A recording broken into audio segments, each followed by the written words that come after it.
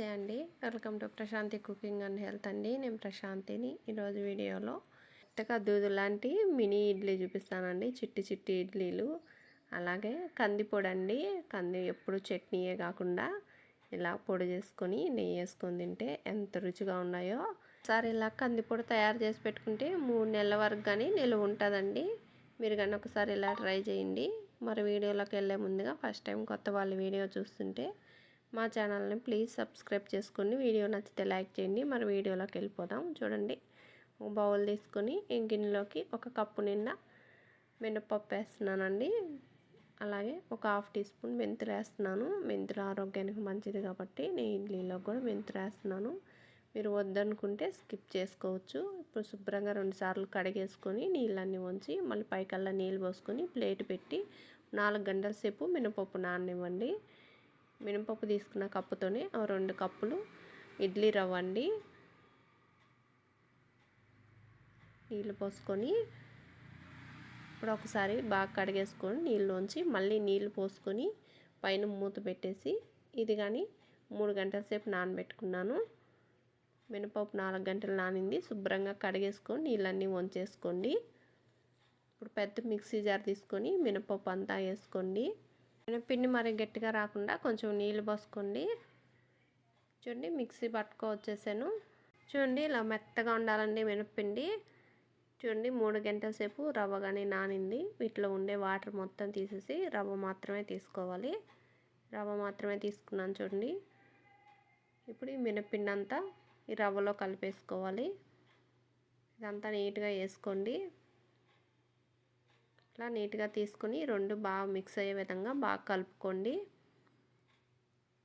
మరి గట్టిగా ఉండకూడదండి. మీకు అవసరమైతే కొంచెం వాటర్ వేసుకొని కొంచెం ఇలా జారుగా కలుపుకొని ఒక నైట్ అంతా వదిలేసేయండి. పిండి బాగా పులుసొద్ది. చూడండి, ఉదయానికల్లా బాగా పులిసిన పిండి ఇలా ఒకసారి అంతా బాగా మళ్ళీ కలిపేసుకొని ఇప్పుడు ఒక గిన్నె తీసుకొని మీకు టిఫిన్కి ఎంత అవసరమో పిండి, ఇడ్లీ పిండి ఇలా తీసి పెట్టుకోండి. మిగిలిన పిండి మీద మూత పెట్టేసి మళ్ళీ ఫ్రిడ్జ్లో పెట్టుకొని మీకు ఎప్పుడు అవసరమో అప్పుడు 10 నిమిషాలు ముందు తీసుకొని కూలింగ్ తగ్గాక మీరు ఇడ్లీ పెట్టుకోవచ్చండి. ఇడ్లీ పిండిలోకి కొంచెం సాల్ట్ వేసుకొని కొంచెం వాటర్ వేసుకొని బాగా కలిసే విధంగా పిండిలోకి బాగా కలుపుకొని పక్కన పెట్టుకొని ఇప్పుడు ఇడ్లీ పాత్ర తీసుకొని 1 గ్లాస్ నీళ్ళు పోసి స్టవ్ మీద పెట్టుకొని నీళ్ళు మరగనిచ్చుకోవాలండి. ఇప్పుడు మినీ ఇడ్లీ ప్లేట్ అండి. దీనికి ఆయిల్ అయినా లేదంటే వాటర్లో తడిపైనా తీసుకోవచ్చు. ఇప్పుడు 1 స్పూన్తో పిండి ఇలాగా ఇడ్లీ ప్లేట్లో పెట్టుకోండి. అన్నీ పెట్టేసాను. చూడండి, స్టవ్ మీద నీళ్ళు కానీ మరుగుతున్నాయి. ఇప్పుడు ఇడ్లీ ప్లేట్ పెట్టుకొని 10 నుంచి 15 నిమిషాల సేపు ఇడ్లీ ఉడకనివ్వాలి.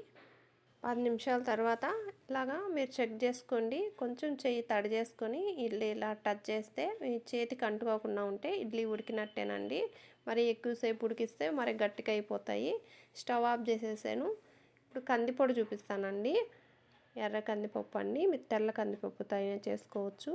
స్టవ్ వెలిగించుకొని ఒక కడాయి పెట్టుకొని 250 ml కప్పుతో 1 కప్పు నిండా తీసుకుంటున్నాను. మీరు కప్ అయినా గ్లాస్ అయినా ఏదైనా ఒకటి కొలతకు పెట్టుకోండి. కప్పు కొలతతో చేసుకుందాము.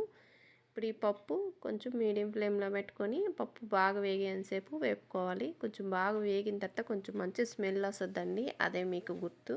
పప్పు వేగితే తీసుకొని ఒక ప్లేట్లో తీసుకొని ఇప్పుడు 1 అరకప్పు మినపప్పు వేసుకొని ఇది కానీ కొంచెం ఇలా బాగా ఎర్రగా వేగేంతసేపు వేపుకొని అదే ప్లేట్లో తీసేసుకున్నాను. ఇప్పుడు అదే కప్పుతో 1/4 కప్పు పచ్చిశనగపప్పు అండి.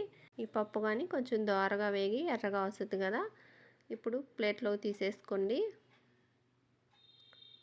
ఇప్పుడు అదే కప్పుతో 1/4 కప్పు పెసరపప్పు అండి. ఈ పెసరపప్పు కూడా ఇలా బాగా వేపుకొని కొంచెం దోరగా వచ్చి పప్పు బాగా కలర్ మారుతుంటుంది కదా, ఆ టైంలో ప్లేట్లోకి తీసేసుకోండి. పప్పులన్నీ వేపేసాము. ఇప్పుడు 1 టేబుల్ స్పూన్ ఆయిల్ వేసుకొని గడ్డ ఇంగవండి. ఇది ఒక చిన్నవి 2 ముక్కలు వేసాను. ఇది 2 పక్కల బాగా వేగేంతసేపు వేపుకొని ప్లేట్లోకి తీసేసుకోండి. మీ దగ్గర పొడి ఇంగు ఉన్నా కానీ మిక్సీలోనే వేసుకోవచ్చు. ఒక 1/2 టీ స్పూను. ఇప్పుడు ఒక 25 మిరపకాయలు తీసుకున్నానండి. కొంచెం కారం తక్కువ ఉన్నాయి. మీకు కారం ఎక్కువ ఉండే మిరపకాయలు అయితే ఒక 20 సరిపోతాయి.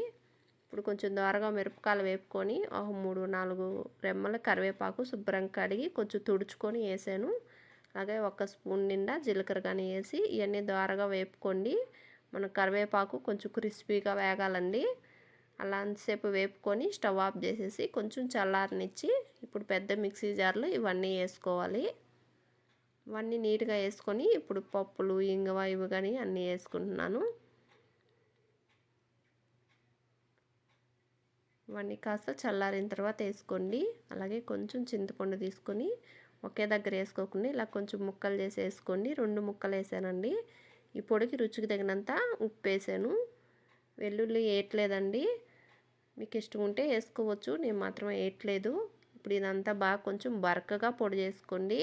అంటే మన ఇడ్లీ రవ్వ ఉంటుంది కదా ఆ టైప్లో ఇలా బరకగా చేసుకొని కొంచెం చల్లారిన తర్వాత మీరు బాక్సులో తీసి పెట్టుకుంటే ఇది 3 నెలల నుంచి 6 నెలల వరకు అయినా నిలువ ఉంటుందండి. చూడండి ఇడ్లీ తీసేసుకున్నాను, పొడి నెయ్యి వేసుకున్నాను. ఇలా తుంచుతున్నా కానీ ఎంత మెత్తగా ఉందో మినీ ఇడ్లీ.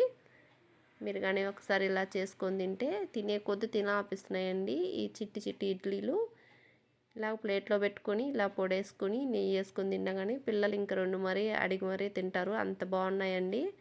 పిల్లలు పెద్దవాళ్ళు బాగా ఇష్టంగా తింటారు. మీరు కానీ ఒకసారి ఇలా చేసి పెట్టండి, ఇష్టపడని వాళ్ళు కూడా ఇష్టంగా తింటారు, అంత బాగున్నాయి. మరి మీరు ట్రై చేసి మీకు ఎలాగొచ్చాయి కామెంట్ బాక్స్లో తెలియజేయండి. ఫస్ట్ టైం కొత్త వాళ్ళు వీడియో చూస్తుంటే ప్లీజ్ మా ఛానల్ని సబ్స్క్రైబ్ చేసుకోండి. వీడియో నచ్చితే లైక్ చేయండి, షేర్ చేయండి.